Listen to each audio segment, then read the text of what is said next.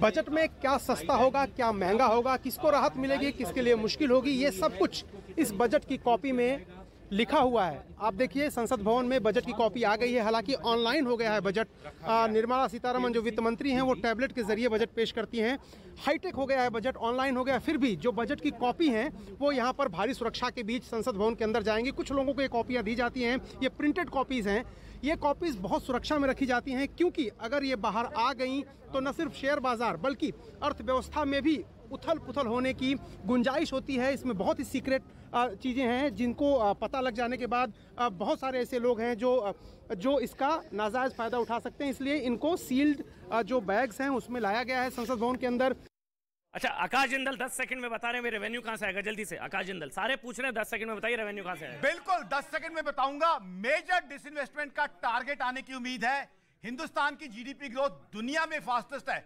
America last year 2 quarter negative GDP growth, China मात्र 3% GDP growth, UK Germany economy से negative GDP growth की उम्मीद। तो ऐसे में major investment portfolio investment Hindustan आ सकती है। डिसइन्वेस्टमेंट का मुझे संभावना है मेजर टारगेट आएगा।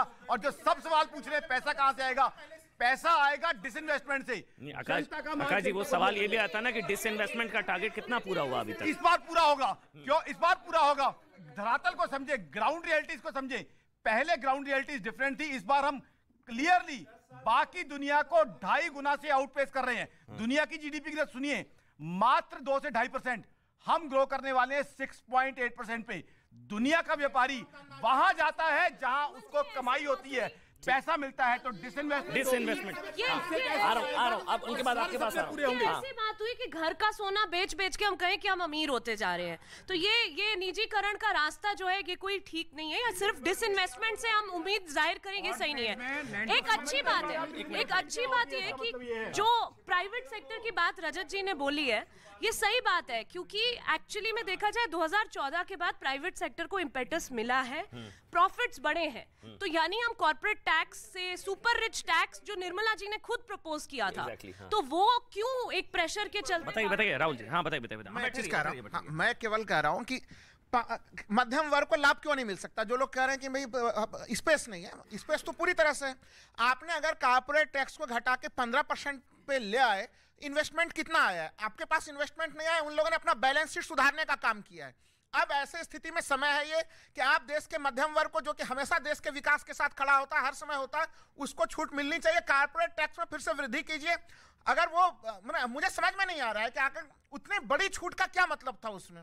आपने देखिए देश में भी डिमांड की जरूरत है कि हम डिमांड कैसे जनरेट करें। डिमांड जनरेट करने के लिए आवश्यक है कि लोगों के परचेजिंग पावर कैपेसिटी में वृद्धि की जाए। तो आप टैक्स में तो महंगाई बढ़ जाती है ना। फिर देखिए महंगाई बढ़ने का शुरुआत में आपने एक सवाल पूछा था रेपो रेट को लेकर महंगाई। देखिए परचेजिंग पावर बढ़ती है तो फिर दोनों चीजों में बैलेंस इंपॉर्टेंट है ना शायद सर। देखिए अभी जो जीडीपी और बड़ा सही सवाल पूछा है। देखिए अभी इस समय जो महंगाई है वो डिमांड सप्लाई वाले फॉर्मूले के कारण महंगाई नहीं है। इस समय अभी नहीं, महंगाई का कारण क्या है?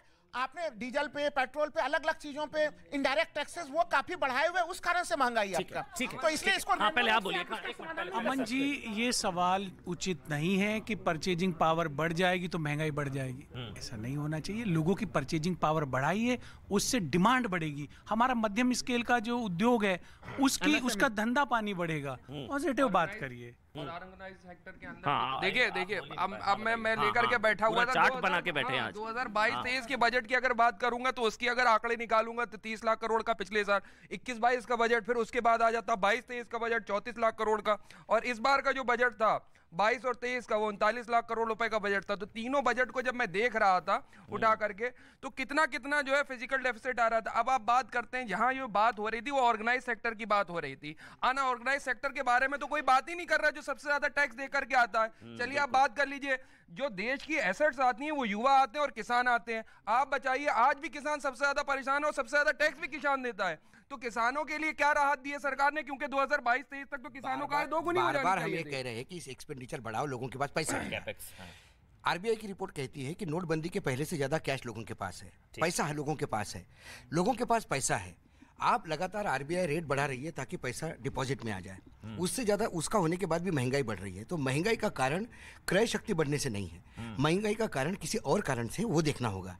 आपके यहाँ क्रय शक्ति बढ़ी है, लोगों के पास कैश बढ़ा है, लेकिन कैश क्रंच है। आपके यहाँ महंगाई है लेकिन डिमांड नहीं है। यदि डिमांड होती तो सारी फैक्ट्रियां 2 रेट पे चलती, 3 रेट पे चलती, एक्सपांशन होती। रजत ये जो बात है ये इकोनॉमिक सर्वे ने भी झुटलाई। ये प्राइवेट कंजम्पशन अपने हिस्टोरिक हाई पे है, करीब 53% आज तक। एक मिनट सर, 1 मिनट में आ रहा हूँ आपके पास। हाँ 1 मिनट, रजत कंप्लीट कर लो, उसके बाद आपके पास आ रहा हूँ। देखिए प्राइवेट कंजम्पशन ये महत्वपूर्ण बात है। इकोनॉमिक सर्वे ने एक सबसे जरूरी डेटा बोली कि हमारी अर्थव्यवस्था को ठोस रूप से मजबूती प्राइवेट कंजम्पशन के बढ़ने की वजह से हुई है, करीब 53%। ये इतना बड़ा आज तक पिछले 7-8 सालों में नहीं हुआ। इसका मतलब है कि कॉन्फिडेंस वापस कंज्यूमर के पास आया है। मैं नहीं मानता कि लोगों के हाथ में, बिल्कुल नहीं, ऐसा नहीं है। डेटा के लेवल पे आप गलत बोल रहे हैं। डेटा के लेवल पे मैं बोल रहा हूँ प्राइवेट कंजम्पशन बढ़ा है, प्राइवेट केपेक्स थोड़ा सा बढ़ना चाहिए जो नहीं बढ़ा है। यही 2-3 चीजें हैं और गवर्नमेंट का लगातार इन्वेस्टमेंट इकोनॉमी में आता जा रहा है। कंजम्पशन बढ़ा है तो इंडस्ट्रियल आउटपुट उतने ही मल्टीफोल्ड बढ़ना चाहिए, उतना ही एम्प्लॉयमेंट बढ़ना चाहिए। ये सब रिलेटेड चीजें हैं। लेकिन इंडस्ट्रियल आउटपुट नीचे आता है और यदि एम्प्लॉयमेंट नीचे आता है तो कहीं ना कहीं फिर वो देखना पड़ेगा कि ये कंजम्पशन इतना बड़ा बढ़ने के बाद भी उधर इंपैक्ट क्यों नहीं हो रहा है, बैलेंस क्यों नहीं हो पा रहा है। हाँ। देखिए अगर आप अपर क्लास को देखेंगे तो वहां डेफिनेटली परचेजिंग पावर बढ़ी। आप देखिए लग्जरी कार्स आपको सड़कों पे ऑडी, मर्सिडीज और ये दिल्ली की सड़कों में इतनी आम नहीं दिखती थी। अगर आप प्री कोविड टाइम्स में देखें तो सेविंग्स जो है पहले बढ़ रही थी कोविड के टाइम पे, तो परचेजिंग पावर। लेकिन जो मजदूर वर्ग है वहां पे तभी गैर बराबरी का आंकड़ा बढ़ा। चलिए पॉइंट ऑर्डर, हम बताइए सर, आप बोलते थे जल्दी आखिरी। नहीं, मेरा कहना यह है कि सदन में तो विपक्ष हंगामा करता है। हाँ, ये भी एक सदन ही बैठी है। नहीं, आपके यहाँ डिबेट में क्या है कि हमारे मित्र लोगों को जब यहाँ आकाश बोल रहे हैं, जैसे मैंने कुछ बातें अच्छी रखी, इन्होंने तो पूरा हंगामा होता है। लेकिन जब निगेटिव बातें जो लोगों को दिखाई दे रही है उसमें हम लोग शांति से सुन रहे हैं कि उनकी बात को उसमें भी कुछ तत्व होते हैं।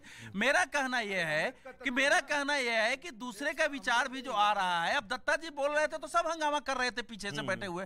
ये अशोक जी हमारे मित्र बोलते हैं तो हम लोग शांति, सदन में भी ऐसे ही हंगामा होगा।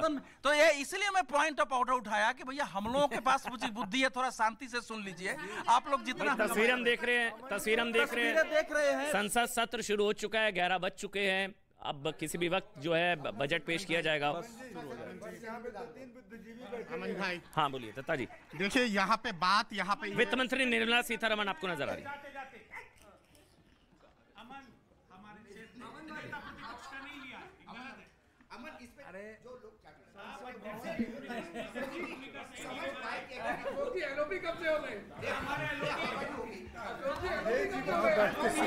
हाँ सर, मैं भी वहीं आ रहा हूँ।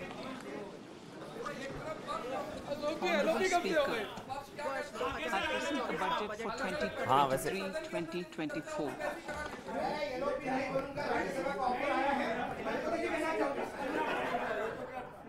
वित्त मंत्री, मैंने नहीं देखा इस तरह का चीट, इस तरह का क्रिमिनल माइंड पूरे जेल स्टाफ को ब्राइब कर देगा। मैं सोच भी नहीं सकता था। गवर्नमेंट फंक्शनरी को इम्पर्सनेट करता था, आवाजें बदलता था। टारगेट भी बहुत पावरफुल, धनवान लोगों को करता है। ये एक ही चीज से रुक सकता है, अगर आप इसकी जीभ काटें। न्यूज चैनलों के इतिहास में पहली बार न्यूज 18 इंडिया की web series FIR number 208 streaming 3rd February 9 PM